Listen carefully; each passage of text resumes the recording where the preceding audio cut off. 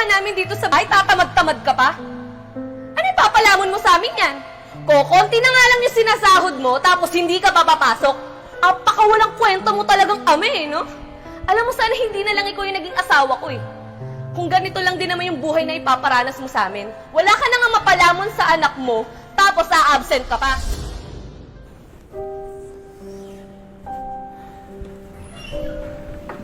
Oh, mahal. Ba't gising ka pa? Nung oras na? Bakit ngayon ka lang? Mahal, pasensya na kasi overtime kami. Kinulang kasi sa tao kanina. Asan yung sahod mo? Ito pala.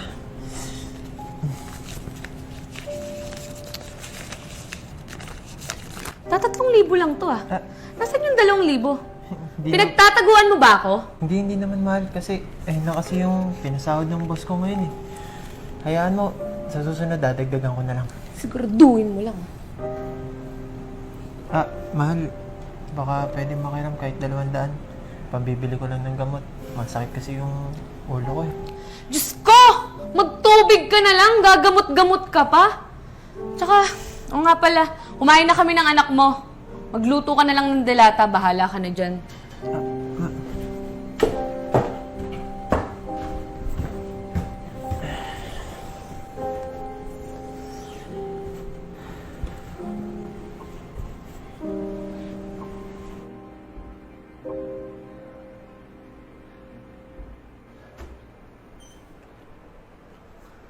Punyeta talaga tong lalaking to eh.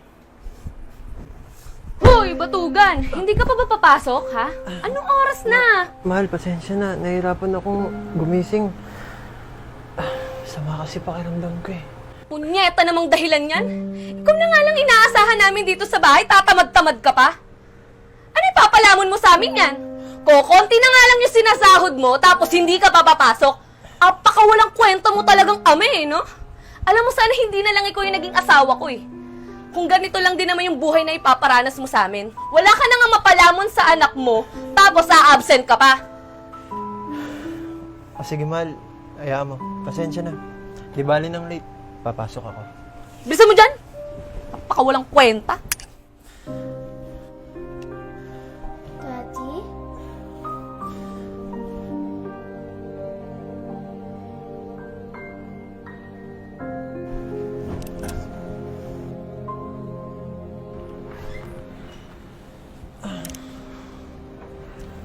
Mahal?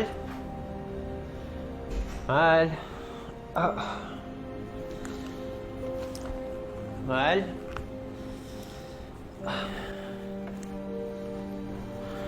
Mahal? Mahal? Oh, anak. Anong ginagawa mo dito sa kwarto?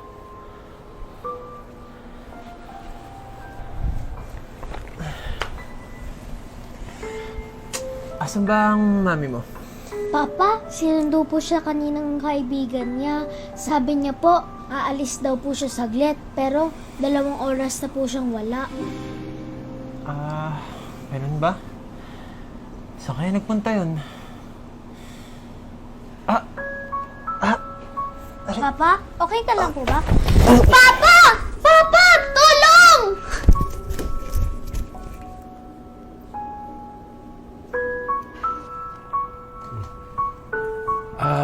Sir, kaano-ano nyo nga pala yung pasyente na nadala nyo kanina? Tropa po namin, Dok. Tropa po. Okay. Nasaktuhan po kasi, Dok, na pagdaan po namin dun sa bahay po nila, magkakasama po kami. Nakita po namin yung bata, iyak po ng iyak. Kaya dali-dali po kami pumunta at tinulungan po namin yung bata para pumadala dito sa hospital, Dok. Ganun po ba? Maraming salamat sa inyo ha. Alam nyo kung hindi nyo naagapan yun, magkakataon na puputok yung ugat nun, tapos magiging sanhi ng stroke yun. Kaya nga po, Dok. O siya, hintayin na lang natin magising yung tropa nyo, and ako nang bahalang kumausap sa kanya. Maraming salamat ulit sa inyo. Salamat po, Dok. Thank you po. Salamat po. Mag-ingat kayo.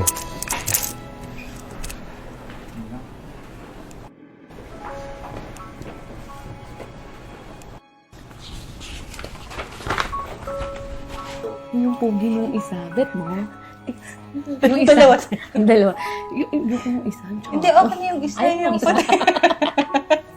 Pero, uy, wait lang. Kasi, uwi na ako. Pero, kita na lang tayo next time. Ha? Sige, Kasi baka hinanap ako ng anak ko.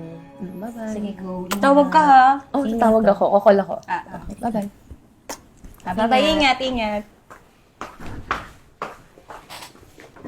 Harot talaga yung bakla. Diyos ko. Ayaw pa Murmur, harot. Ayaw Pa, what hindi magkapata? Ayaw pa dahil. Sir, Ay. mabuti gising ka na. Dok, ano po bang nangyari sa akin? Okay lang po ba ako? Kailangan ko na po kasi umuwi. Baka nag-aalala na po yung asawa at anak ko eh. Kumalma ka lang muna ha. Ayon dito kasi sa findings mo, nasobrahan ka sa pagod. Kaya bigla ka na lang bumagsak.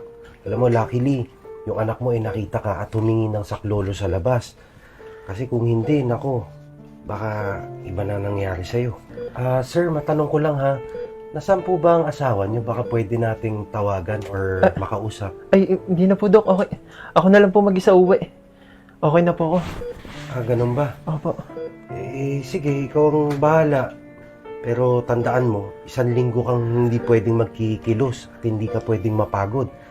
Dahil baka sa susunod na mangyari sa yan, hindi ko na masabi, baka mas malala na. And by the way, sir, yung nurse ko na po bahalang mag-assist sa inyo para pag-check out nyo, tuloy-tuloy na po kayo, ha? Okay po. Maraming salamat po, Dok. Sige.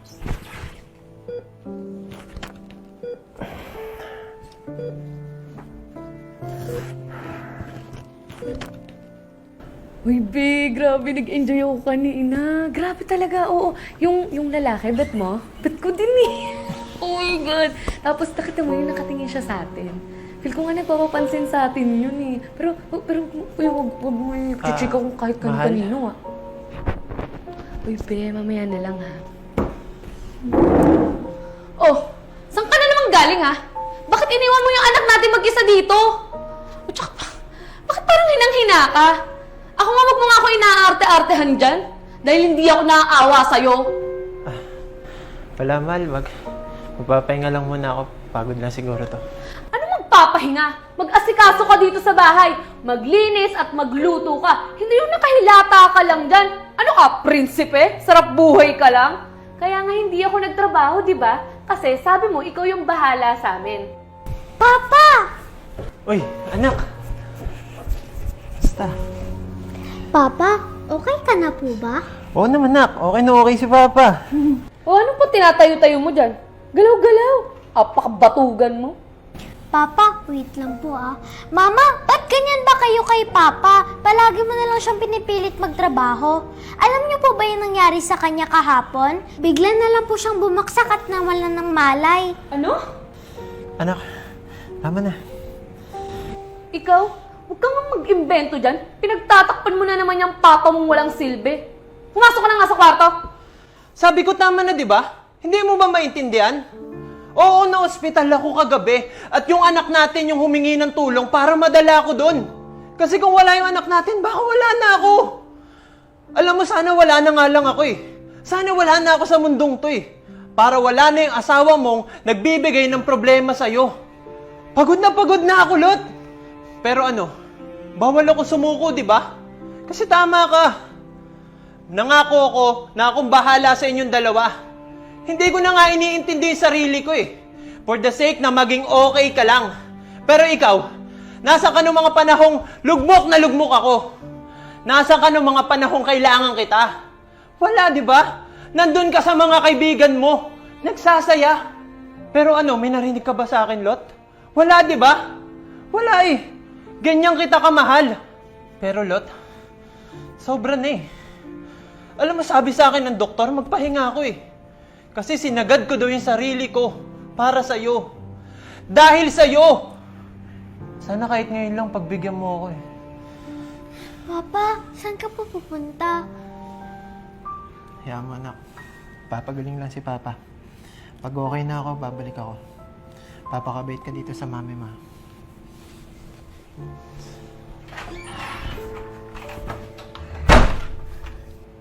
It's all your fault, Mama. Dahil sa inyo, pagod na pagod si Papa. Imbis dapat magtulungan kayo, siya ang gumawa ng lahat. I hate you!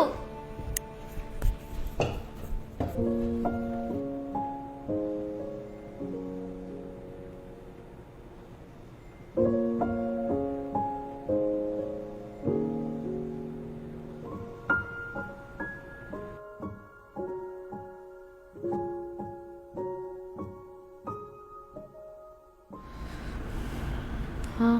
Please naman, kumain ka naman. Ayoko po, wala si Papa.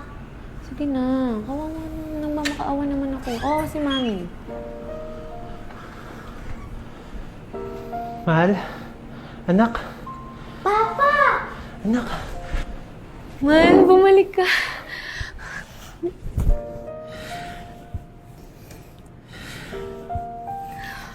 Mahal, sorry. Sorry kung nasagad kita. Sorry kung pinipilit kita laging magtrabaho. Sorry kasi binaliwala ko lahat ng mga efforts mo para sa amin. Alam nyo, kung ano may nangyari, kalimutan na natin yun. Kasi, wala namang mas matimbang sa akin eh. Kundi ikaw, yung anak natin. Kayo, pamilya ko.